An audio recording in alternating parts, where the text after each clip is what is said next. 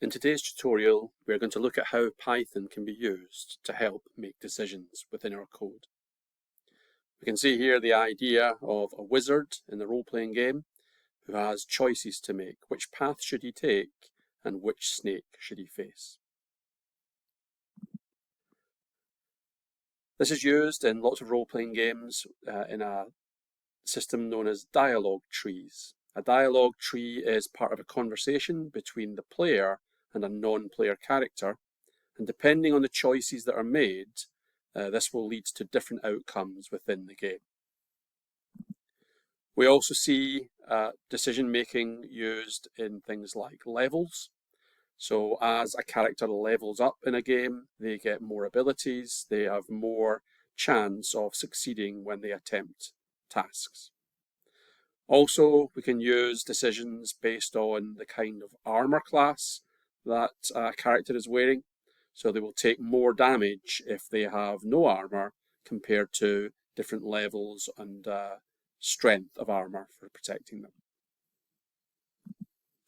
We're going to start off with the simplest of decision making, which is to use an if block. And in an if block, what happens is it asks a question. The question can only be true or false. And if the question evaluates to true, then an indented block of code is run. And if the question evaluates to false, then the block of code is skipped over. So I'm coming here to the Raspberry Pi editor. Note that our school code is 593189, and you need that to get into the school to be able to access your particular class. I'm going to have a look at my Pi Solutions class so that I don't damage the code that you will be given. And we're going to look at simple if decisions, which is Python role-playing games 2a.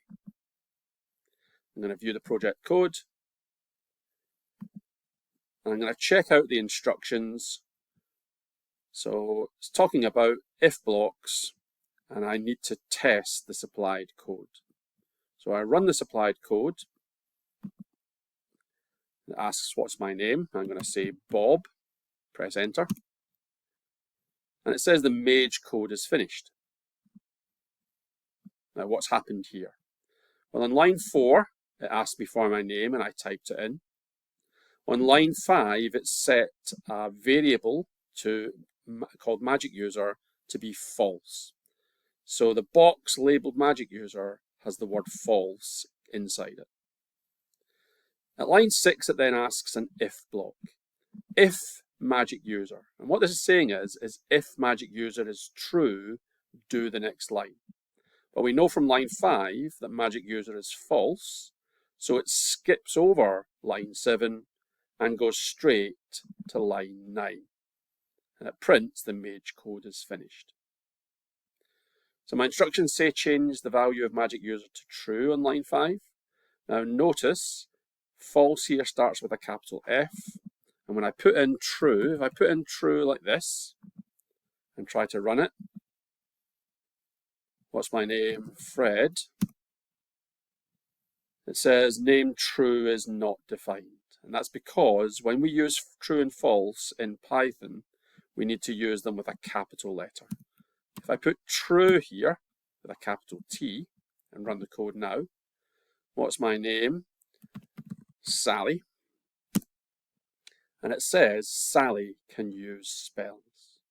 Now the reason Sally can use spells is because magic user was set to true, and so if magic user is true here, it prints whatever name was supplied can use spells. So with false, Sally doesn't get any special information. With true, Sally can use spells. So I've achieved instruction 2. Now it says remove the 3 quotes on line 11 and run the rest of the code. So this here you notice that all of this code at the bottom is all in red. It's all being treated as a string.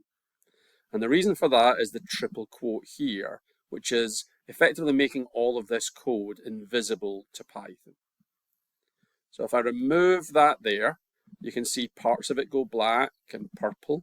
So it's now going to be interpreted and used as code. And if I just try to run this, it tells me that line 25 also has a triple quote. So you'll know that in Python, lots of things are in pairs. The brackets are in pair, the speech marks in pair. So the triple quote in line 11, we also have to remove the end of that, which is the triple quote on line 25. So I'm going to run my code now. And we've got a syntax error this time. And it says, fix the syntax error on line 13 by making a proper Python matching question.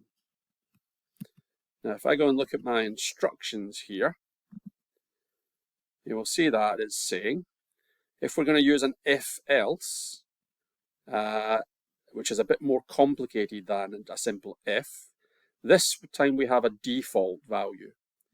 If the first question is false, we do the second thing. However, to compare in Python, we use double equals to get an exact match. So at line 13, I've said if race equals dwarf, and that's an assignment in Python. So what I need to do is to change that to use a double equals so that it becomes a comparison.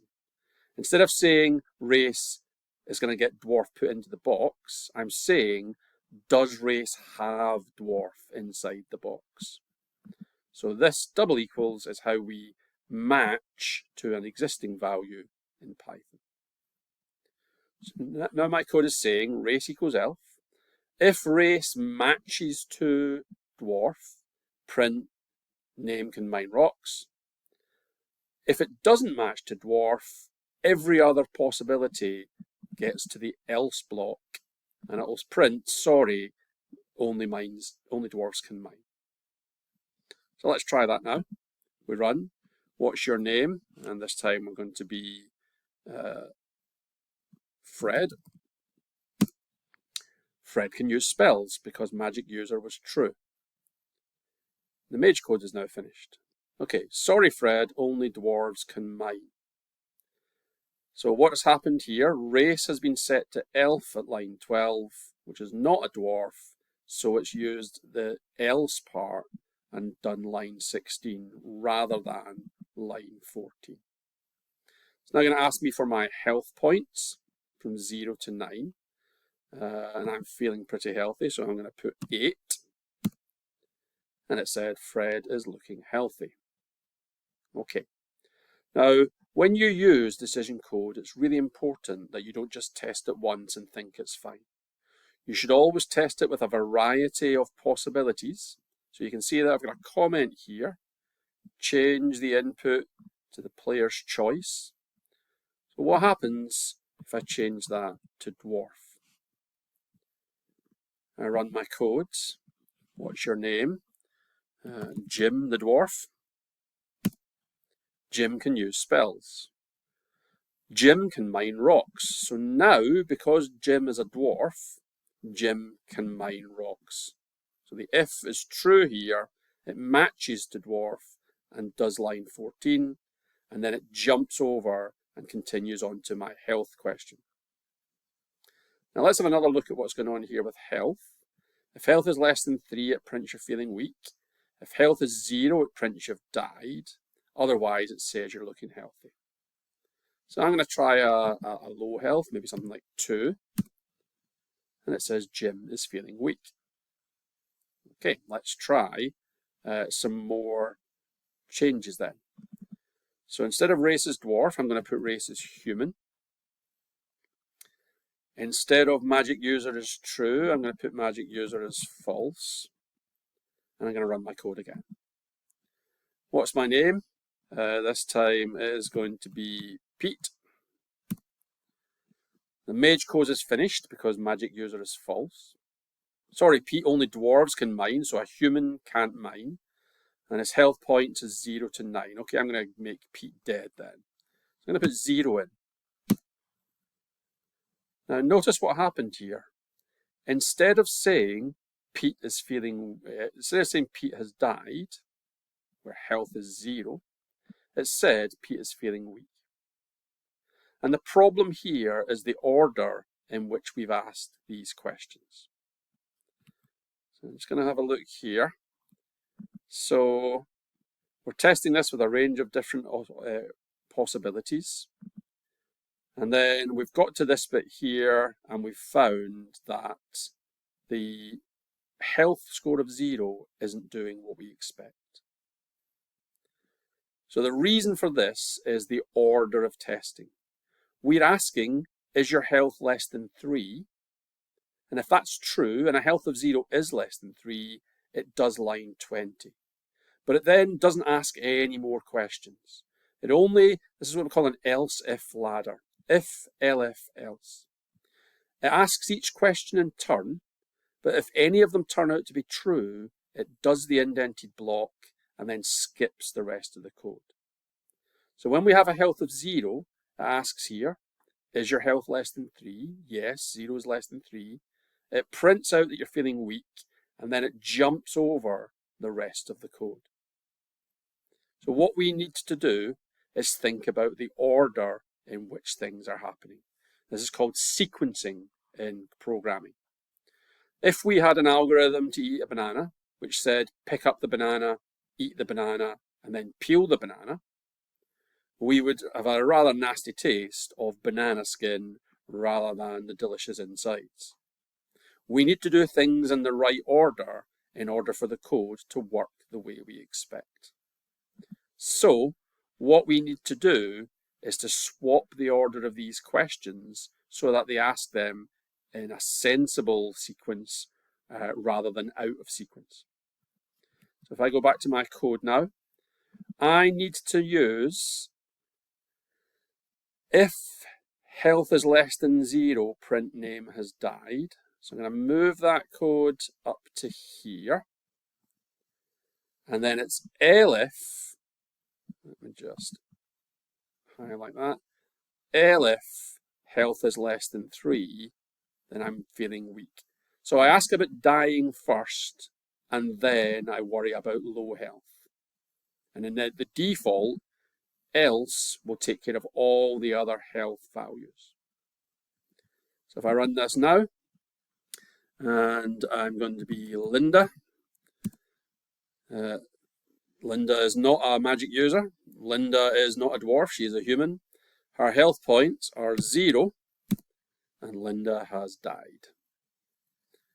Make sure you test all the different paths through this. So let's try some other values. Let's run it. What's your name? Let's try Linda again.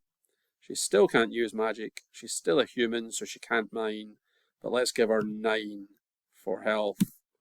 And now Linda is looking healthy. So, a few things to think about from today's lesson. Number 1 is the idea of the if-elif-else ladder. And we can have as many elifs as we like. Each new question becomes an elif.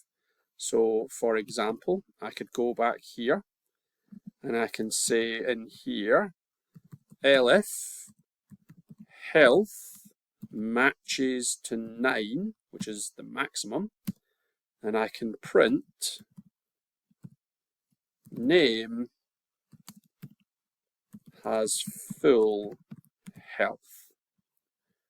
So now I've got my original question, if that fails, I try an elif. If that fails, I try the next elif.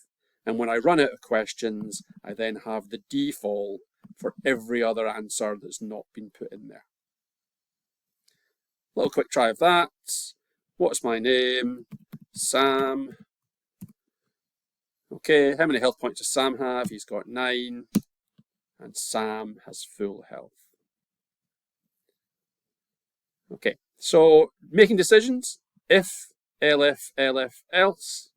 And the other thing that we need to think about is sequencing, putting questions in the right order, putting code in the right order to make things happen the way we expect them to.